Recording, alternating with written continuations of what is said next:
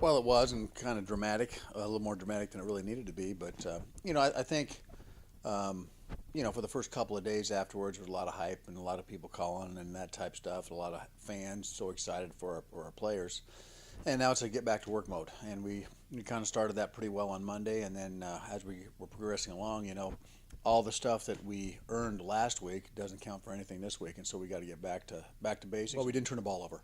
Number one, we only had one interception, and that was on fourth down, go for it, which really didn't cost us anything.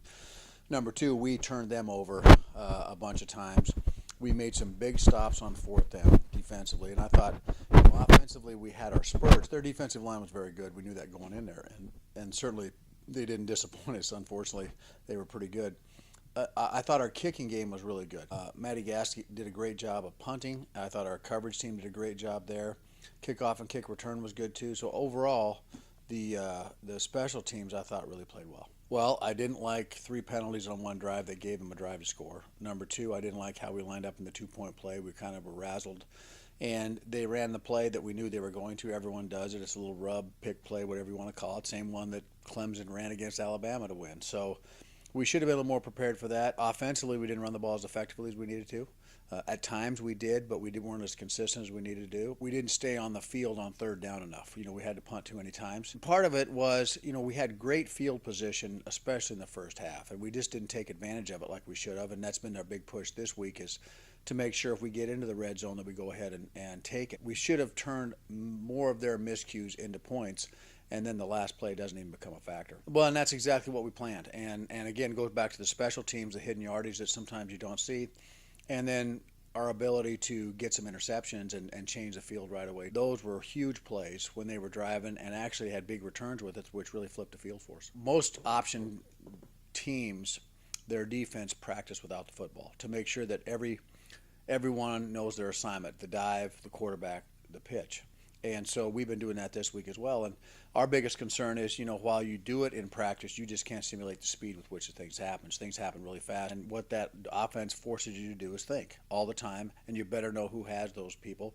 It also forces you to be a lot more simplistic in your scheme. Their quarterback, Calvin Turner, is a good player. He's about 65 to 70% of their offense. He's very quick, very elusive, and he's a hard guy to tackle, and so we've got to make sure that our open field tackling is very secure. We're just going to try to play good fundamental assignment football, play good team defense. We just got to swarm to the ball all the time and try to do some things that make his reads not so automatic. They talk about Jacksonville being a rivalry, and it is. It's a geographical proximity, but until we win a game against them, then I don't know if you can really call it a rivalry yet. And I thought we had a great chance to do that, and I still stand behind my decision to go for it. We just didn't execute well enough, and their safety made a great play. Well, they're starting a much younger team than they have in the past. Defensive line wise, they're a little smaller. They're still very quick and still move very well, but they're not as big as they have been in the past. They've played Drake, they've played Marist, and they've played Mercer. All three of those teams are very good teams. 1 and 4 throw the record out. It doesn't matter. We've got to execute it, and again, their offense and their scheme is a great equalizer. Colby had a very good game, and that's not unlike Colby. He's all over the place, and probably the one play that he really did an unbelievable job. They had a 3rd and 1, and they completed a 9-yard pass.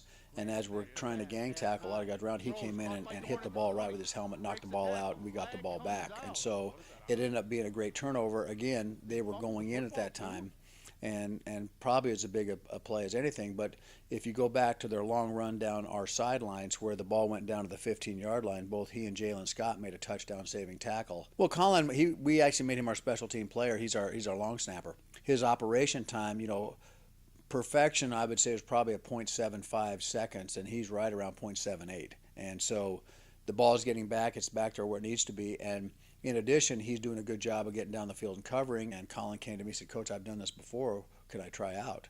And, after one day, it was pretty easy to see that he had some talent. And, he's not a specialist, he's a football player. And I always like guys like that do other positions because they tend to be a little tougher, they tend to be more into the game, and they tend to be able to make adjustments without being coached. Well, Peter came in. It was great for Peter because he's from Iowa. And he had a lot of people. He may have had the biggest contingent of anybody at the game. But he stepped in and did a great job in his first. Well, it wasn't really a start, but really after the first series, he got in there and played, and he ended up getting the most physical play of the game, and he did it on a play where he was running down the field. Westcott had broken the longest run for him that day at about 20 yards, and Peter's out in front of him at 25, knocking guys over. And I'll tell you, there were 2 or 3 offensive linemen out there doing that at that time. And so not only was it the hit that he had, but the effort that he made to make that play and help his teammate, I thought warranted that award. And I couldn't have been happier for him, and I know he was very excited to play. We have 4 guys we think that can play pretty well with the Blackman twins as well as Matt Taft and Jareem. Jareem has a gear that the others don't, and he also has great instincts and running ability. And so it's not that the others are doing anything wrong. It's just he is improved, and he's really improved his pass protection, which was a concern when we first got him. All 4 guys are getting reps. All 4 guys are guys we're going to need to continue to have success. But Jareem had just kind of come up above them just because of his quickness and his breakaway speed. In pass protection, it's not just about executing the block. It's about understanding which linebacker you have, or the corner blitzing, or the safety blitzing. I mean, we use a number of protections to make sure we put our linemen in a winnable situation. Watching film, they're primarily a 1-high team. In other words, a 3-deep coverage. They show cover 2. They do play cover 2 with 2 deep, but they'll also buzz the safety down extra, especially to trip sets, and especially to help stop the run. I think their linebackers are well coached and they move around very well. In the Dayton game, they did not get blocked for whatever reason. Their line did a great job of keeping their linebackers free, and they ran around and made the play. There's no weak link that we've seen in their secondary, and it appears that they tend to look at what each team is doing offensively, and then their coverage for that game is going to be put in to make sure that they stop what we do best. We'll see what they have lined up for us, and part of it, not only is it going to be an adjustment for our defense to the speed of their offense, it's also going to be an adjustment for us to figure out, okay, how are they going to defend us? What are they doing, and what matchups we can use to get, Donald Parham or Steve Burdett on in one-on-one coverage. Colin, to this point, has done a pretty good job of, okay, who are they doubling, and where am I going based on that to the person who's single covered. He's one of those players that seems to be around the ball, and the catch he made earlier on the touchdown was just phenomenal over the shoulder. I mean, it should have been a highlight somewhere. Burdett also, in his post-game interview, made the comment that the previous week he felt he didn't get down the field to help his teammate get in the end zone, and he wasn't going to make that mistake again. And so it's gratifying as a coach to understand that they're listening to you and implementing the changes that you want to make. We're undefeated at home so far, and that's knocking on wood to make sure that everything goes well. But the other thing is that extra energy level is crucial. I hope our students get out. I know that they're not going to have to pay to the games, which is awesome for the rest of the season. And now we got to get them in there and get them noisy and get them excited, because the energy comes from the student body every time. And so if we can get those people in, and hopefully, it's kind of what we've been trying to build for the last 6 years. And we lost 3 games on either the last drive or last play of the game last year, which would have made our season much different last year. The ball has been bouncing to this point in our favor, and I hope that people will look at that opportunity to come down and see DeLand's team, and certainly Stetson football would love to be DeLand's team. We can't turn the ball over, number one. Number two, defensively, we have got to be option responsible. We've got to play a lot more with our eyes and understanding where everything's at and making sure that we contain their quarterback, because he is a really good player and can break it open from anywhere. Offensively, we've got to control the football. They can't score if we have it, and so we've got to run the ball a lot more effectively. We've got to score when we're in the red zone. Defensively, we've got to get off when it's third down. And then lastly, we've got to play with a higher intensity. We've got to match their intensity and then exceed it.